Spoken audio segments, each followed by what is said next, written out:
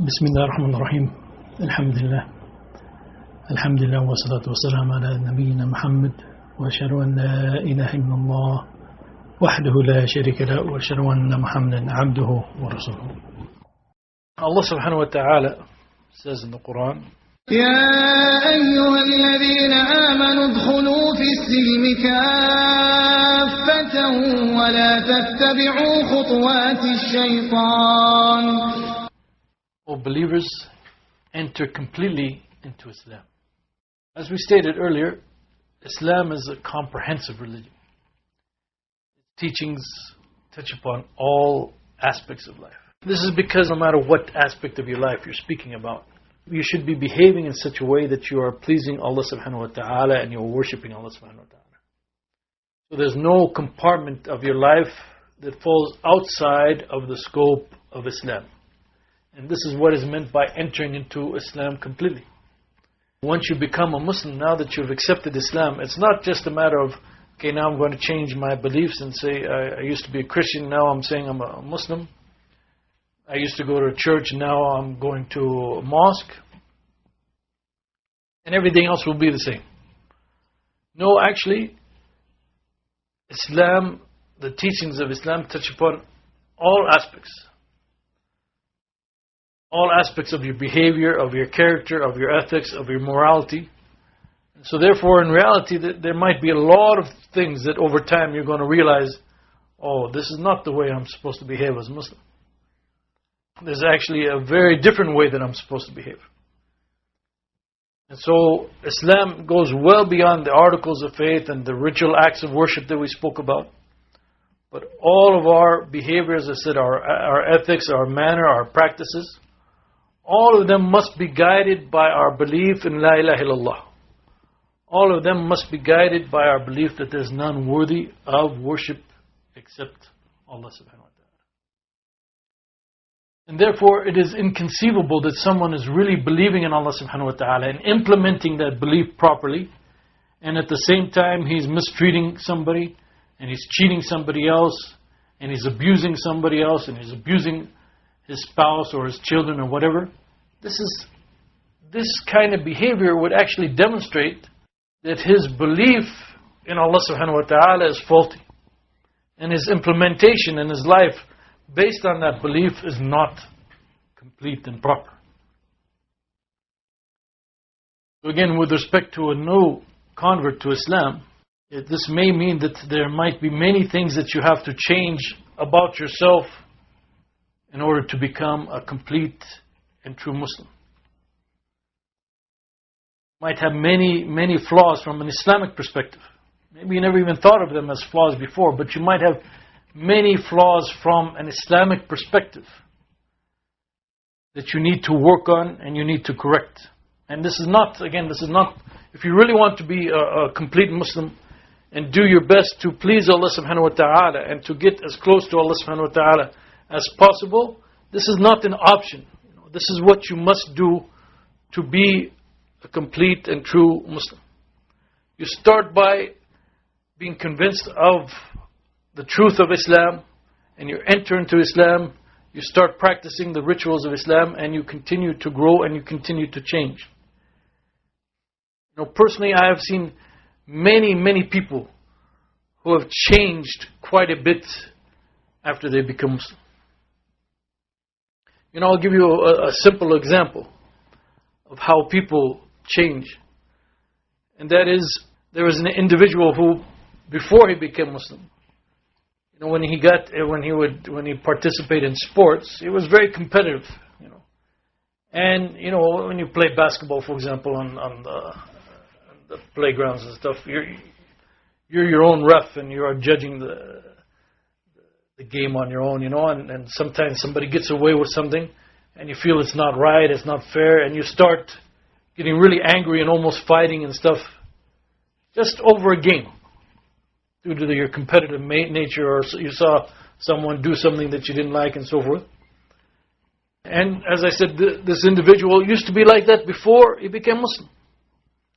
But after he became Muslim, then all of a sudden his perspective changed. A game is just a matter of exercise, just for fun. It doesn't really mean anything. If he loses or he wins, this doesn't make him a better person.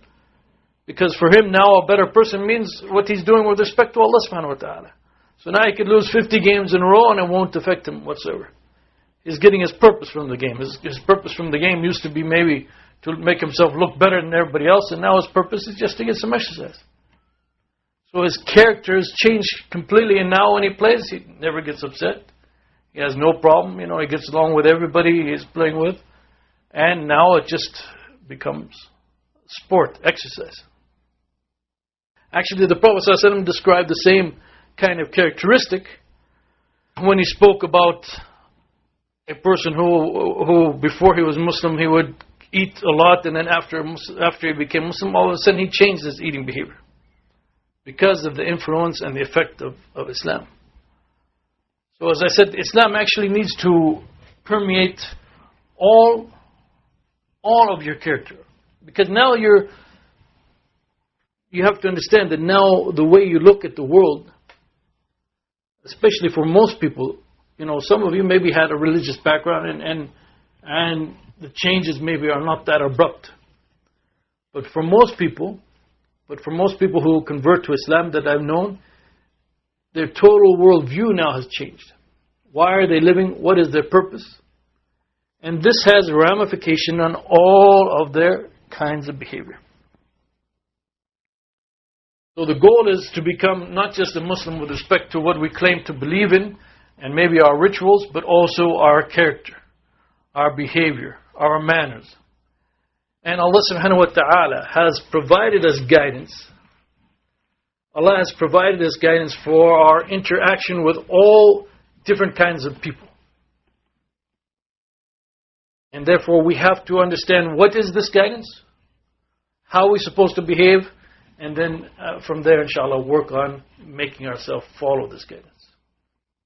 So Allah subhanahu wa ta'ala has given us guidance even with respect to the Muslim, with respect to his own soul, with respect to his own self.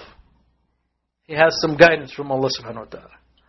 A Muslim with respect to his parents, there's a certain way of behaving, there's certain guidance from Allah subhanahu wa ta'ala about how you should behave with respect to your parents, with respect to your spouse, with respect to your children, with respect to your neighbors, with respect to other Muslims, with respect to non-Muslims, with respect to society as a whole, even with respect to wealth and property and the environment and animals and all sorts of things. Allah subhanahu wa ta'ala has provided guidance with respect to all of these things.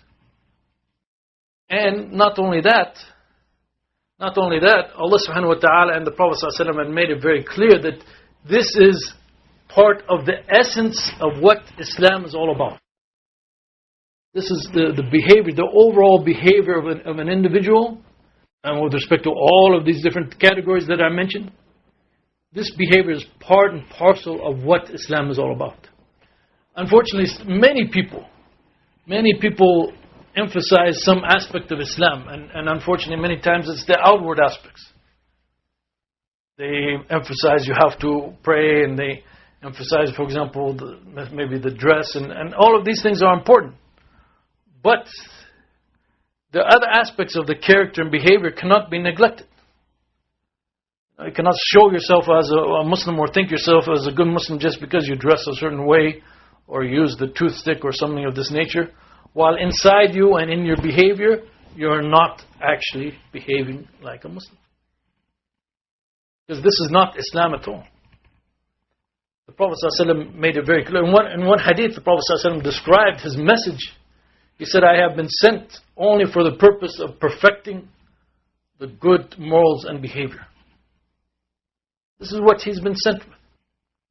This is part and parcel of what Islam is all about. The overall behavior. The overall behavior. Not just the prayers and fasting and so forth, but the overall behavior, morals, ethics.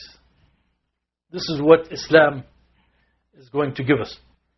And so therefore we can find, for example, the Prophet ﷺ talking about good behavior. Khuluq, the behavior, the manners, the etiquette, the ethics of an individual. and how important this is in Islam. The Prophet ﷺ said that he is an azaim, he is a guarantor of a house, baytan fi a'la al-jannah liman hasana khuluquhu. He is a guarantor of a house in the highest part of Jannah, the highest part of paradise, for the one who makes his behavior good. This clearly shows the importance and the reward of improving and perfecting one's behavior. Some people claim that their character is simply what they're born with, and their behavior and their reactions are just what they're born with, and they cannot change it. But this is not true. And these hadith and all of these different hadith demonstrate that this isn't true. As I said about the individual, for example, who used to get mad while playing sports and then change his ways. When you change your perception of things, you change your behavior also. When you start really internalizing Islam, you change your behavior. And so therefore you cannot claim, well, this is the way I am and I cannot change it. This is not true. It's not true whatsoever. You can change. It may be difficult to change. It may take a great deal of effort on your part. But if you're willing to, inshallah, you can change. The Prophet ﷺ has even told us, Al-birru husnul khuluq. The Prophet ﷺ told us that piety and righteousness is being of good character. So the one who is pious, one part of that definition of being pious means that he has good character, he has good behavior. And in fact, when the Prophet ﷺ described the hypocrites,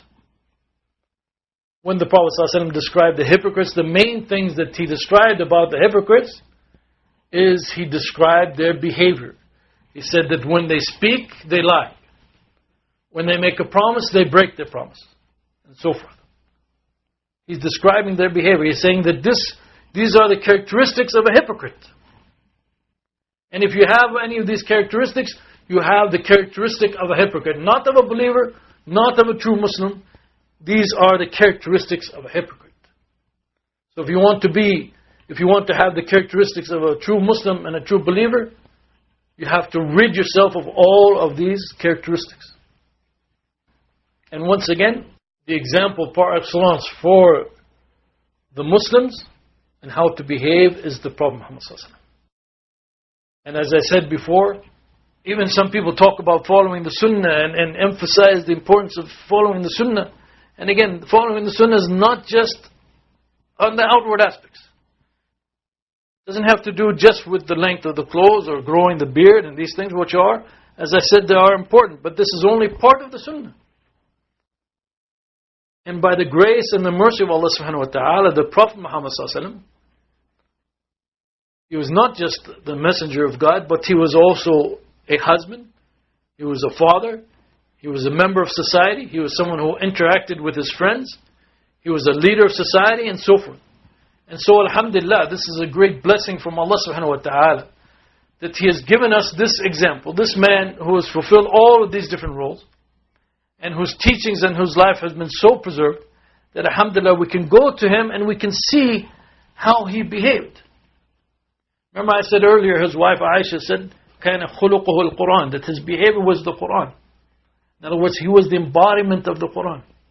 If we want to know how to act, to implement the Qur'an, we look to the Prophet ﷺ. And when we study the Prophet ﷺ, we see how he behaved. We see that he was sincere, he was honest, he was grateful, he was straightforward, he was humble, he was patient, he was calm, he was forgiving, he would not lie, he would not backbite, he would not slander others. He had a cheerful disposition. He treated all the people, all the different people in society according to how they should be treated. And all of these characteristics that he had, he was setting the example for us. And these are all part of what it means to be a Muslim, and these are all part of what it means to be following the Sunnah and the example of the Prophet Muhammad ﷺ. And from an Islamic perspective, the character and the manners and the behavior of an individual are once again comprehensive. We talked about the comprehensiveness of Islam and how it touches upon all aspects. Also, when we talk about a person's character, we are also talking about it in a comprehensive sense. His behavior with respect to others is important. His behavior with respect to himself is important. And his behavior with respect to God is also very important. And this is another extreme that sometimes we see people falling into. You see, for example, someone who is very kind, and a Muslim. You see a Muslim who is very kind and polite and very nice and smiles and so forth. And people say, oh, this person has a good character. Yet at the same time, perhaps that person doesn't pray, doesn't fast, doesn't fulfill any of the rights of Allah subhanahu wa ta'ala upon that individual. So therefore, that person's character with respect to God is very bad. And you cannot really say that the person has a good character if the one who is deserving the most and the best behavior, the person is completely disregarding. So from an Islamic perspective, when we talk about good behavior and good character, it is comprehensive, starting with our behavior towards Allah subhanahu wa ta'ala.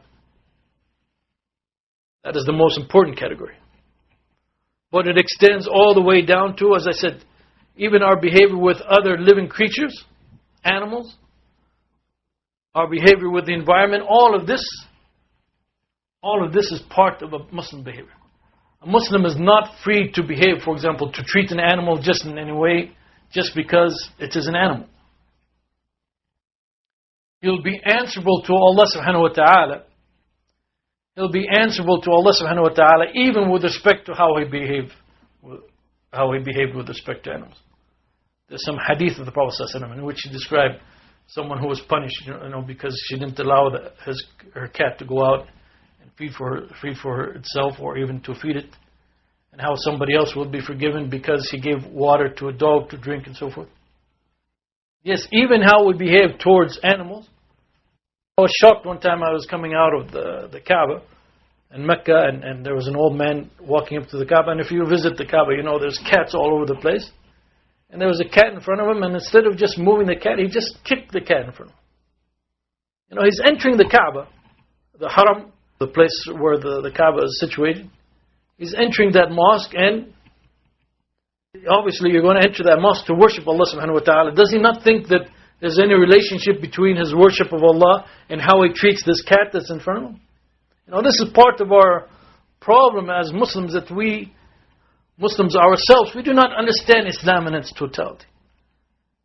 And I think it's important for new Muslims, inshallah, not to fall into those traps. I'm trying to, inshallah, advise you now that this is incorrect. You might see, unfortunately, many things from many different Muslims.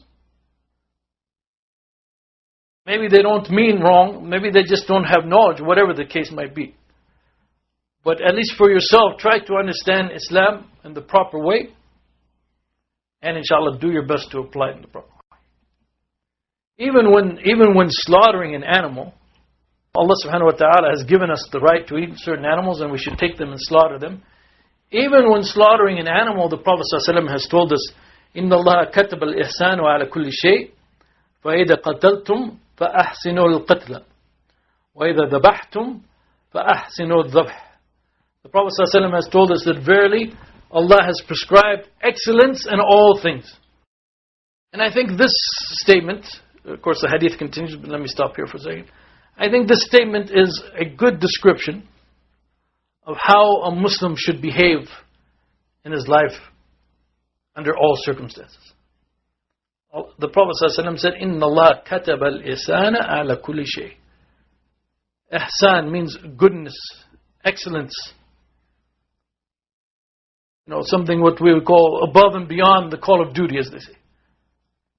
There should be some kind of dignity in the behavior of a Muslim in all of his actions.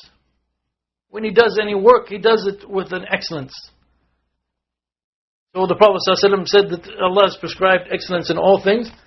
And then he goes on to, even when you're going to kill, when you're going to slaughter an animal, if you kill in a good manner. And if you slaughter in a good manner. You don't just take the animal and say, oh, it's going to die anyway, so just any way we can and just kill it. No, make it calm, make it relax, and don't make it watch other animals being killed. Make sure you sharpen your knife so you don't have to struggle to kill the animal. This is all part of the etiquette and the behavior of a Muslim. And if that is how we're supposed to behave, even when slaughtering an animal, we should make sure that the knife is sharp so we don't bring any undue harm to the animal. Then obviously what should be our behavior towards everybody else in this world? And what should be our behavior actually towards anything in this world? I mean, if we just need to reflect sometimes. We just need to reflect sometimes upon the Qur'an and upon the hadith of the Prophet ﷺ, and just think about what is the Prophet ﷺ telling us here? What is Allah subhanahu wa ta'ala saying in this verse? What are the implications of these teachings? If we do that, inshallah, I believe that if we do that, inshallah, it will have a great deal of effect upon us, on our behavior. We will then, inshallah, begin to really understand Islam and, inshallah, really apply it in our lives. And the ultimate goal, inshallah, will be pleasing to Allah subhanahu wa ta'ala. We'll begin with the behavior of a Muslim vis-a-vis his own self. Obviously, we are creatures of Allah. And this is something that the people in the human rights movement forget. Many people in the human rights movement, they are actually deists. They believe in God. Like Robert George, one of the famous natural law theorists, he says he believes in God. But they are forgetting the fact that we are a creature of God.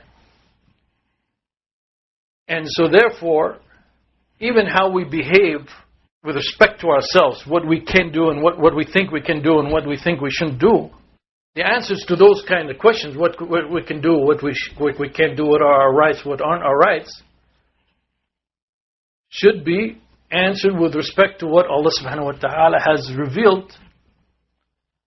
And the Prophet ﷺ has explained to us, as mentioned in the hadith, he told this to an individual, that yourself, your body, for example, has some rights over you. And we are a creation of God.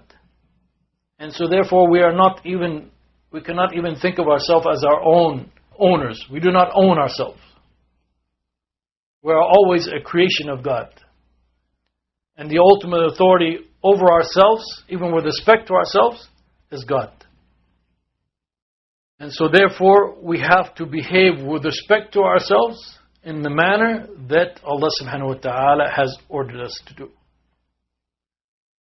And first and foremost,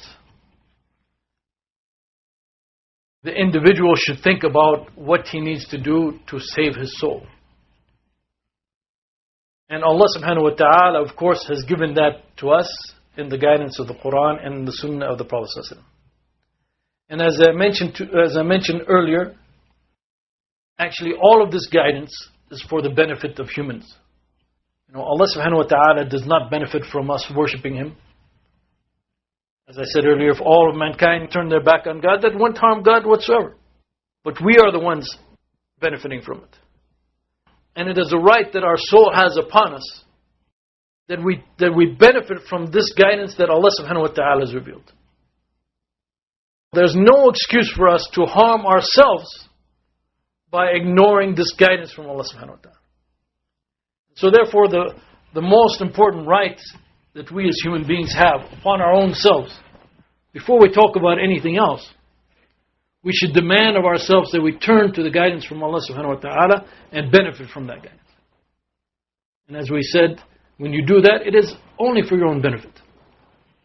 As Allah subhanahu wa ta'ala says in the Qur'an, we quoted some verses earlier, Allah subhanahu wa ta'ala also says, إِنَّا أَنزَلْنَا عَلَيْكَ الْكِتَابَ لِلنَّاسِ بِالْحَقِّ فَمَنِ اهْتَدَى فَلِنَفْسِهِ وَمَنْ ضَلَّ فَإِنَّمَا يَضِلُّ عَلَيْهَا وَمَا أَنْتَ عَلَيْهِمْ بِوَكِيلٍ. Verily we have revealed the book to you in truth for instructing mankind. He then who receives guidance benefits his own soul. But he who strays injures his own soul. And then talking to the Prophet ﷺ, he says, and you are not set over them to dispose of their affairs. The Prophet ﷺ is conveying to us the guidance, and we have the choice as human beings. We have the physical choice in this world whether to follow that guidance or not. But if we are going to do justice to ourselves, and if we're going to fulfill the rights that our own soul has upon us, then we have to actually choose only one thing, and that is to follow the truth. And that is what is going to benefit us in the long run. So what you'll find, and I will not go too much more into detail on this point, but you'll find that in Islam, you find guidance for your own personal behavior. You'll find guidance with respect to, for example, eating and drinking, and some of the practices, even, for example, of what are known as the Sunan al-Fitra, or practices of personal hygiene. All of this has come through the revelation from Allah subhanahu wa ta'ala. And inshallah, if you apply it all, or actually I should say, if you do your best to apply it all of these teachings will be benefiting you. And so therefore you'll be doing justice to your own soul.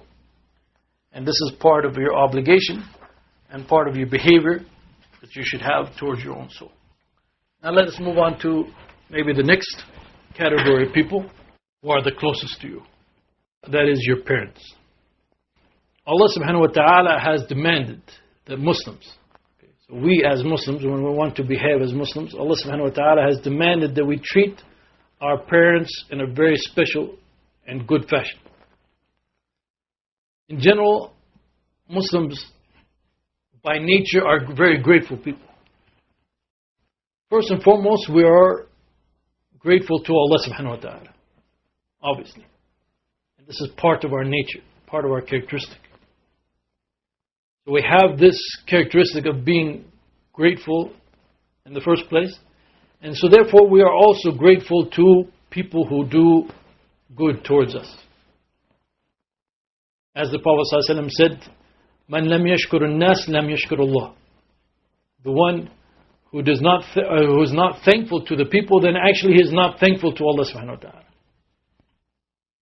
So the Muslim has this characteristic of being thankful towards people who do good to him. And obviously in general, for any individual, it is his parents who did the most for him in his life. From the time that he was born, there's some exceptions to this obviously, but in general, it is the parents who have the most important role in your life and who you should be most thankful to. From the time that you are born, as you're growing up, they provide for you, they try to teach you, they try to help you, they are concerned about you, they sacrifice for you. If any harm comes to them, they are willing to even risk their lives many times to protect you. They do whatever they can to make sure that no harm comes to you, and they guide you to the best way possible. And this is true, by the way, regardless of whether the parents are Muslim or non-Muslim. In general, this is the way parents behave. In general, unfortunately, maybe nowadays things are changing a little bit, and some parents are not behaving in this fashion, but normally this is the way parents behave. So there's no question, especially for a Muslim, there's no question that he should have a special feeling towards his parents. And Allah subhanahu wa ta'ala has actually obligated upon the Muslims that they be thankful to Allah subhanahu wa ta'ala, and that they behave properly towards Allah subhanahu wa ta'ala, and that they also behave properly towards their parents who also did much good for them. So for example, Allah subhanahu wa ta'ala says in the Qur'an, وَاعْبُدُوا اللَّهَ وَلَا تُشْرِكُوا بِهِ شَيْئًا وَبِالْوَالِدَيْنِ إِحْسَانًا وَبِذِي الْقُرْبَى وَالْيَتَامَى وَالْمَسَاكِينِ وَالْجَارِ ذِي الْقُرْبَى وَالْجَارِ الْجُنُبِ وَالصَّاحِبِ بِالْجَنبِ وَابِنِ السَّبِيلِ وَمَا مَلَكَتْ أَيْمَانُكُمْ إِنَّ الله لا يحب من كان مختالا فخورا. Worship Allah and join none with Him in worship. And do good to parents, kinsfolk, orphans, the poor, the neighbor who is near of kin, the neighbor who is a stranger, the companion by your side, the wayfarer you meet, and those slaves whom your right hands possess. Verily Allah does not like such who are proud and boastful. So in this verse, Allah subhanahu wa ta'ala has combined His rights over His servants with the servants' rights over each other. And when I say servant, by the way, that expression, it means a human being. It means the human being in general, but it means more specifically the Muslim who is obeying Allah subhanahu wa ta'ala. So among these different humans, a person must treat the following 5 classes especially well. Those that are related to him. This is what we can see from this verse. Those that are related to him, especially the parents. Those who are weak and in need. Those whom he mixes with and sees on a regular basis, such as neighbors and so forth. Those who he comes upon on a temporary basis, such as the wayfarer. And the slaves that he owns. And in this last category, by the way, also some included with the slaves, also the animals that he possessed. So when you think about, when you read this verse in the light of putting it in these different categories, it's very clear that actually almost anyone you come across, almost anyone you deal with, either regularly or irregularly, you have to behave properly towards them. But as I said, with respect to parents, there's many verses and many hadith that put them in a very special position. So for example, Allah also says in the Qur'an, قل تعالوا أتل ما حرم ربكم عليكم ألا تشركوا به شيئا وبالوالدين إحسانا. Say, talking to the Prophet Muhammad sallallahu alaihi wasallam, say to them, come, I'll recite what your Lord has prohibited you from. Join not anything in worship with Him, and be good and dutiful to your parents. In many places, Allah subhanahu wa ta'ala combines the fact that we have to worship Him alone with the obligation to treat our parents well. Allah subhanahu wa ta'ala also says, وَقَضَى رَبُّكَ أَلَّا تَعْبُدُوا إِلَّا إِيَّاهُ وَبِالْوَالِدَيْنِ إِحْسَانًا إِمَّا يَبْلُغَنَّ عِندَكَ الْكِبَرَ أَحَدُهُمَا أَوْ كِلَاهُمَا فلا تقل لهما أف ولا تنهرهما وقل لهما قولا كريما واخفض لهما جناح الذل من الرحمة وقل رب ارحمهما كما ربياني صغيرا. And your Lord has decreed that you worship none but Him, and that you be dutiful to your parents. If one of them or both of them attain old age in your life, do not say to them a word of disrespect, and do not shout at them, but address them in terms of honor. And lower unto them the wing of submission and humility through mercy. In other words, be very kind and merciful to them, and say, my Lord, bestow on them your mercy as they did bring me up when I was small. So here Allah subhanahu wa ta'ala is teaching us this supplication. And telling us, oh Allah, have mercy on them as they did bring me up. In other words, they have rights upon me. They have rights upon me, and so therefore I'm going to ask Allah subhanahu wa ta'ala to help them. And Allah subhanahu wa ta'ala also says, وَإِذَا أَخَذْنَا مِيثَاقَ بَنِي إِسْرَائِيلَ لَا تَعْبُدُونَ إِلَّا اللَّهَ وَبِالْوَالِدَيْنِ إِحْسَانًا. And remember when we took a covenant from the children of Israel saying, worship none but Allah, and be dutiful and good to parents. Again, relationship, worshipping Allah, only Allah, and also the one who is worshipping Allah subhanahu wa ta'ala properly, he understands then the importance of being good and dutiful to parents. When the Prophet ﷺ was asked one time about what deed is most beloved to Allah, what deed is most beloved to Allah, the Prophet ﷺ said, "As-salatu ala waqtiha." Prayer in its proper time. This is the deed most beloved to Allah subhanahu wa ta'ala. And then he was asked, and what after that? And the Prophet ﷺ said, ثُمَّ بِرُّ الْوَالِدَيْنِ. Then after that, being dutiful to one's parents. And then he was asked again, and what after that? And the Prophet ﷺ said, Al-jihadu fi sabilillah. And the Prophet ﷺ said, jihad or striving for the sake of Allah subhanahu wa ta'ala.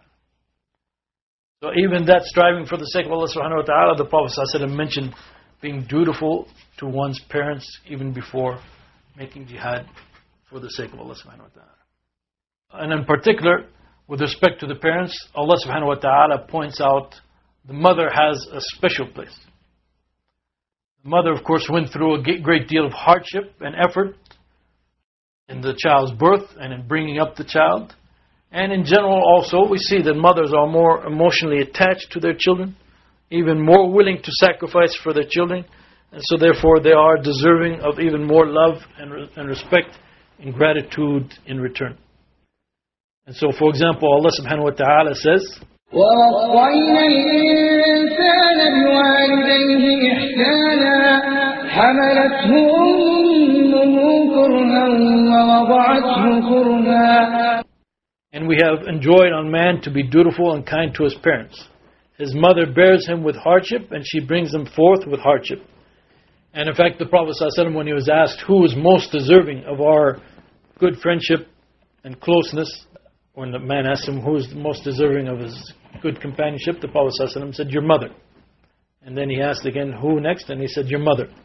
And then he asked again, who next? And he said, your mother again. 3 times he said, your mother. And then on the 4th time, the Prophet ﷺ said, your father. So especially the mother, from Islamic perspective, has a very important role and deserves a great deal of respect and kind treatment. Now, obviously for most converts to Islam, their mother and their father, their parents, are usually non-Muslims. And when they convert to Islam, the relationship that they have with their non-Muslim family can sometimes be a very difficult one. Many times they receive opposition from their non-Muslim family. This obviously, for someone who is so close to you and you grow up and you're obviously going to feel this love for your parents. And so therefore you have this conflict. This will be a great trial for any. You can just imagine this. If you haven't experienced it, you can just imagine what a great trial this is going to be for an individual. Here's his parents, whom he probably feels closer to than maybe anybody in his life. And yet at the same time, here is the teachings from God that he recognizes to be from God, his Creator, his Lord. And so when he chooses this, his parents get upset. And if he chooses to be with his parents and follow their ways, he knows that he'll be displeasing his Lord. So the two most important figures, if we can say, his parents and his Creator, there's this conflict sometimes. Alhamdulillah, for many people they don't face this, but in reality many people face this. And we have an example in the case of actually the companions of the Prophet Muhammad ﷺ. In Mecca, when the Prophet ﷺ was first preaching his message, in Mecca the message received a great deal of opposition. And many of those people who embraced Islam, they received opposition from their closest family relatives. And some of them were even tortured because of their embracing of Islam. Eventually, as we know, the small Muslim community emigrated to Medina, and the community grew and so forth. And so therefore they were forced to actually leave their lands, leave their homes, and leave their families for the sake of their faith. However, alhamdulillah, they were patient and they persevered, thereby pleasing their Lord. Because they understood that their newfound relationship with God must take precedence over any ties with anyone in this world. That is the fact. It is the fact that when a human meets Allah in the hereafter,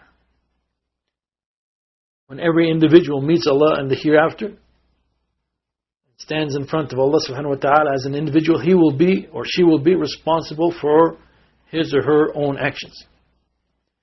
And the fact that others close to him or her dislike the truth and try to persuade them from not following the truth, this is obviously not an acceptable excuse to Allah subhanahu wa ta'ala. And in fact, Allah in the Qur'an gives us numerous examples of how the person has to follow the truth. For example, Abraham with respect to his father and so forth, even if it means breaking the relationship with his relatives. And in fact, if such were an option, if someone, for example, could disregard God's religion because of the family ties, then obviously Allah subhanahu wa ta'ala would have made that an option for the Muslims during the time of the Prophet Muhammad sallallahu alaihi wasallam. So therefore they would not have to have been tortured, they would not have to have been banished from their lands and so forth. But in reality, there is no such option. Unfortunately, and it is very difficult, and if you just try to imagine it, it's very difficult. Unfortunately, some people have to make the decision between following God or being close and being friends with their parents. And this is one of the most difficult decisions that some people have to make. And as we said, in reality, there's only one choice that can be made. There's only one choice that can be made. The individual has to follow Allah subhanahu wa ta'ala and the teachings from Allah subhanahu wa ta'ala. But alhamdulillah, for most people, even for most converts, even now in the West, even with all of the negative attitudes that we find with respect to Islam in the West, for most people, alhamdulillah, the situation is not like what I just described. There's usually a mixed reaction to a person's conversion. Usually the relatives kind of accept the choice, but they may not like it. They might even try to persuade the individual away from the choice that they made, but in the long run, they respect and they accept the individual choice. They may never completely like it, they may never completely accept it, but at least they realize, okay, this is my son or this is my daughter, this is the choice that they made, and I have basically two choices: accept them as they are now as a Muslim or reject them completely. And most of them end up accepting their child, even if they do not like the religion that they've chosen. So under these circumstances now, which is the more common case I would say nowadays, the Muslim has to realize then what is now the limits of his relationship or her relationship with those people who do not belong to this faith, and at the same time they are not openly opposing the individual's faith. Even after embracing Islam, your blood relatives still have rights over you. We find, for example, in the case of Asma, during the time of the Prophet ﷺ, Asma was a Muslimah, and her mother was a polytheist. And she was coming to visit, so Asma went to the Prophet ﷺ and said, "What should I do? My mother is coming to visit. Should I still maintain the ties of relationship with my mother?" The Prophet ﷺ said, "Yes, keep the ties of relationship with your mother. Even though she's a polytheist, she is still her mother." And for example, a general teaching in the Qur'an, Allah subhanahu wa ta'ala says, لا ينهاكم الله عن الذين لم يقاتلوكم في الدين ولم يخرجوكم من دياركم أن تبروهم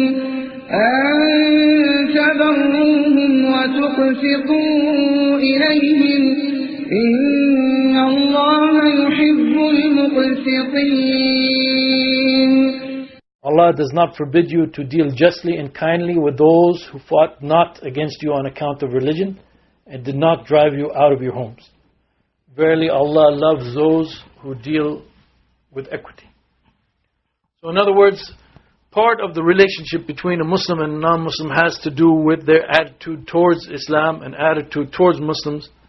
If they're not outwardly antagonistic and fighting Islam, then we deal with them in a kind and just manner. If they're dealing with us in a kind and just manner, then we reciprocate.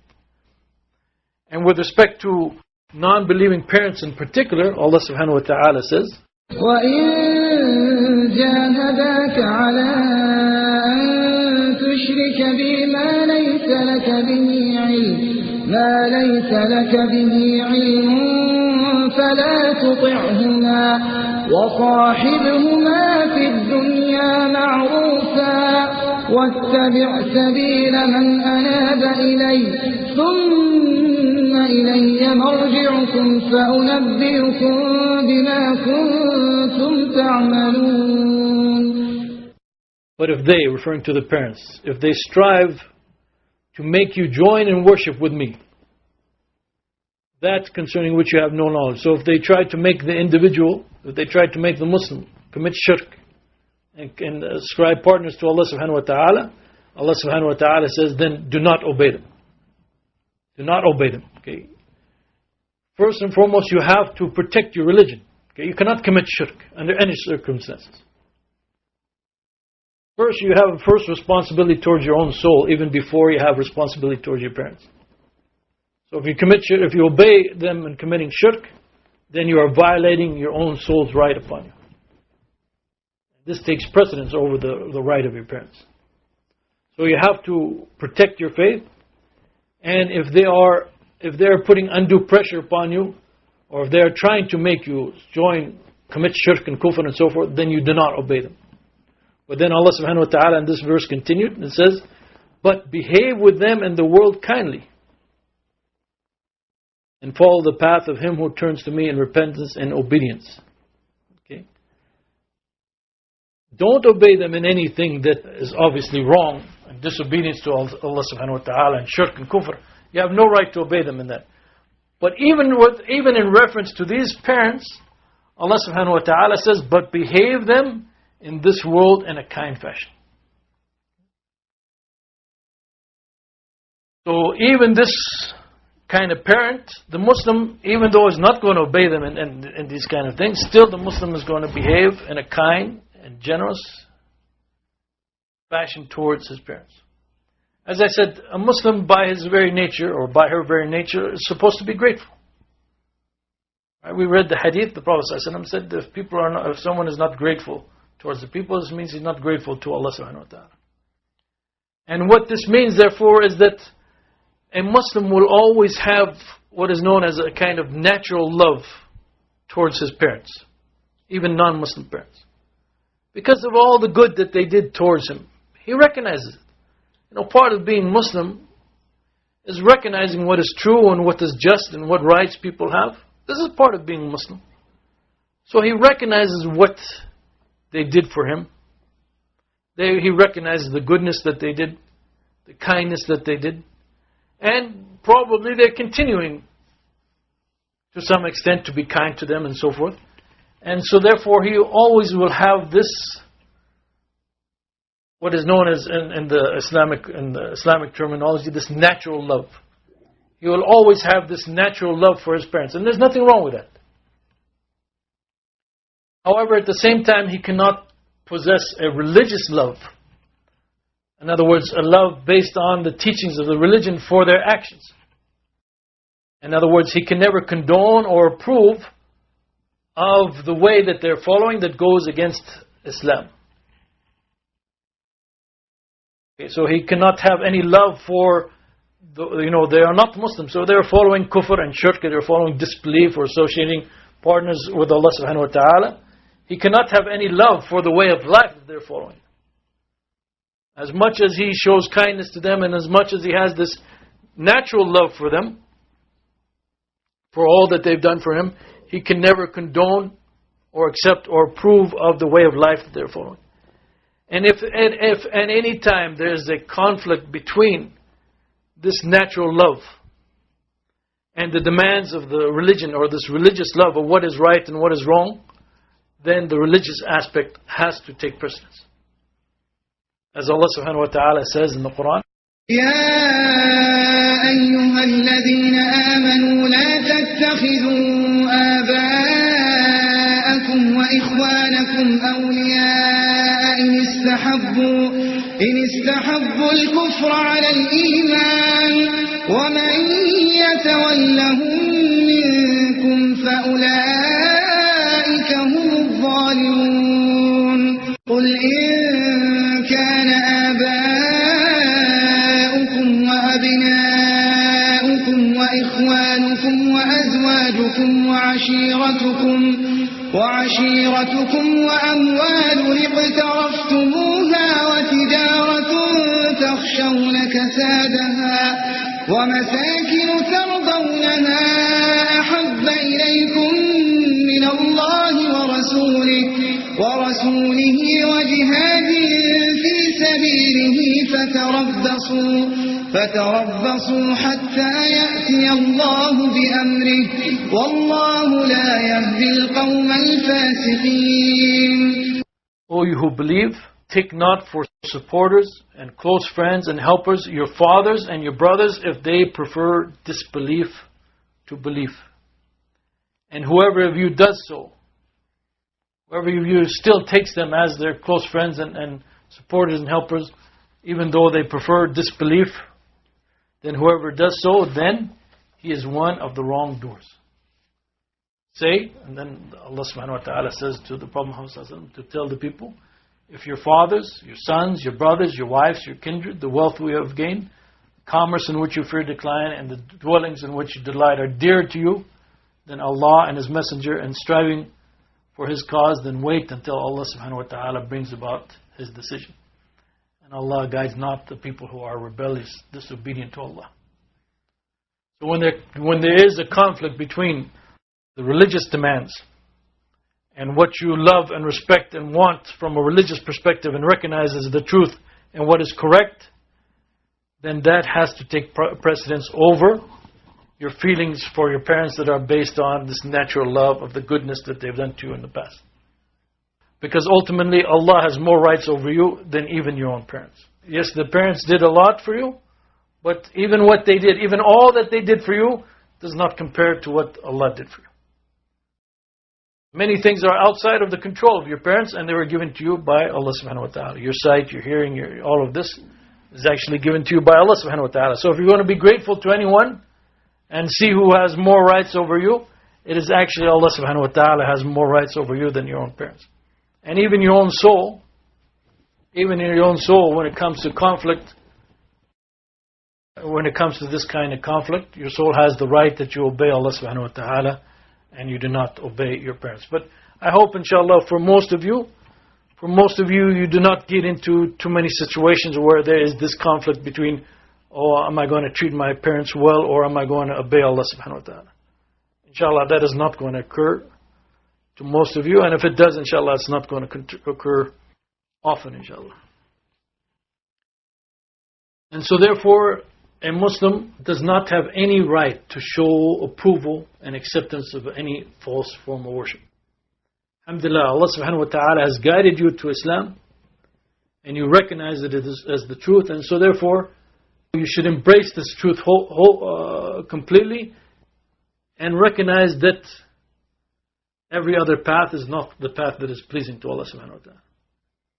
So even while you keep cordial and good relationships with your non-Muslim relatives, whether it is your family or not, you must keep yourself clear of doing any kind of action, especially any kind of worship, and participating in any kind of worship which you know is shirk and kufr.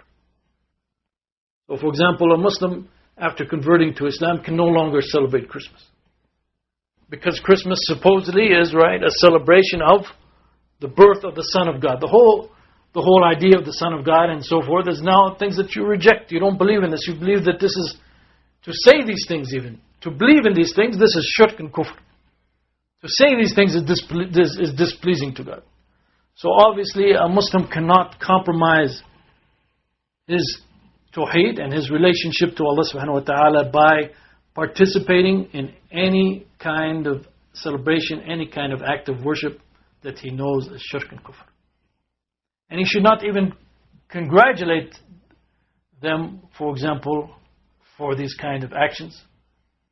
And as I said, participate in these kind of actions in any way. And he should, or he or she should, be very clear and straightforward with everybody.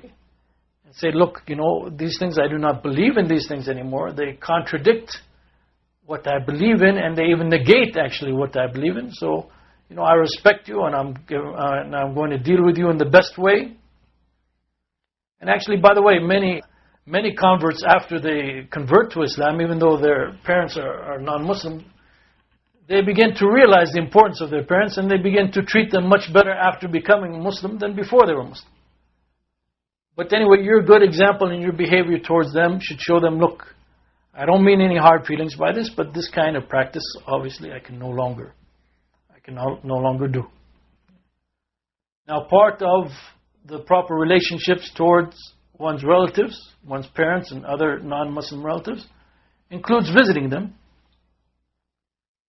Especially if part of the intention behind your visit is to let them know about Islam and to show them, let them see you as a Muslim and to let them learn the true information about Islam. Obviously, such visitation is good. We can find many examples in the Sunnah of the Prophet ﷺ that there's nothing wrong with visiting non-Muslim relatives and obviously one's parents, especially if there is some hope, inshallah, that they might learn about Islam. The Prophet ﷺ visited Abu Talib, his uncle, the polytheist, when he was ill. He visited a Jewish boy who used to come to him when he was ill. He went to his house and visited this Jewish boy on his deathbed. He would accept invitations for meals and so forth. And so therefore, this is still part of the proper relationship with the non-Muslims. You can still visit them and keep these kind of ties of relationship. But as I said, the important thing is to remain within the limits of Islam, not to condone shirk and kufr and so forth. And in fact, one particular situation that arises quite often is the question of when one of your relatives, a non-Muslim relative, passes away. Obviously, the death of someone is a very emotional situation, and therefore your non-Muslim family members are going to be expecting you to show up and be part of the ceremonies that's going to occur with respect to the death of the individual. In general, what we see from like the practice of the early Muslim scholars is that a Muslim should pay condolences to the family, and he should be, with them and present with them during this time of stress and hardship from them. But he must stay away from the specific acts of the funeral process. He should stay away from anything that obviously has any kind of religious overtone. Okay. The obvious goal then is to remain away from anything that may contradict the Islamic faith in any way. When Abu Talib, again the uncle of the Prophet ﷺ, died as a non-Muslim, the Prophet ﷺ told Ali, who was the son of Abu Talib, to go and bury his father. And Ali did so. It is also reported that when the Prophet ﷺ was asked about a Muslim whose Christian father had died, the Prophet ﷺ said that he should go and attend and bury his father. So these kind of things, still you offer condolences to them and you are present, but you must stay away from anything that has any kind of religious significance to it whatsoever. And even while paying condolences to them, you wish them well. You tell them that you hope nothing but goodness reaches them, and you encourage them to be patient. These are all part of the proper behavior towards the non-Muslims. But you do not ask for forgiveness, or you do not seek forgiveness and pray for the one who has died while not a Muslim. This has been prohibited by Allah subhanahu wa ta'ala in the Qur'an. Allah subhanahu wa ta'ala says, ما كان للنبي والذين آمنوا أن يستغفروا للمشركين ولو كانوا أولي قربى من بعد ما تبين لهم أنهم أصحاب الجحيم. It is not proper for the Prophet and for those who believe to ask Allah's forgiveness for the polytheists, even if they be a relative, after it has become clear to them that they are the dwellers of the hellfire. In other words, after it is clear to them that they died in a state of disbelief. So there are limits, obviously, with respect to dealing with one's parents and with respect to dealing with one's non-Muslims relatives. In general, unless they are outwardly fighting clearly against Islam, in general, the principle is you continue to deal with them in a kind and very good fashion. You keep the ties of relationship with them. You visit them. If they order you to do something wrong that you know that goes against the Sharia, obviously you do not obey them. But even if they are ordering you and trying to encourage you to do something wrong, even then you try to behave with them in a good way. And you try to explain to them, look, I'm a Muslim now. We have these beliefs, we have these practices. I can no longer do these kind of things that I used to do in the past. Inshallah, when they see that you're sincere, when they see what a good effect Islam has had upon you, as in many cases, this case is the cases with the people who convert to Islam. When they see these things in you, inshallah, they begin to appreciate, in many cases, they begin to appreciate the fact that you are now a Muslim. They may never become Muslim, unfortunately. They may never really like Islam, but they can get to the point where they appreciate that you are a Muslim, and therefore, inshallah, they respect you as a Muslim, and therefore, inshallah, they respect the limits of your religion. And when you are calm with them, and when you are open with them, and when you show them that you still have that love for them, and you're still behaving properly towards them, inshallah, they will accept and respect, and they will allow you to practice your religion and not try to influence you to do something that is wrong, inshallah. And you will continue, inshallah, to have a good relationship with them, even though now you are a Muslim and you cannot condone and accept the way of life that they're following, but you still have that feeling of gratitude and respect for them due to what they have done for you during all of your years of growing up. And that's all we have time for now. So inshallah, next time we'll continue. We'll talk about relationship between a Muslim and his or her spouse next time, inshallah.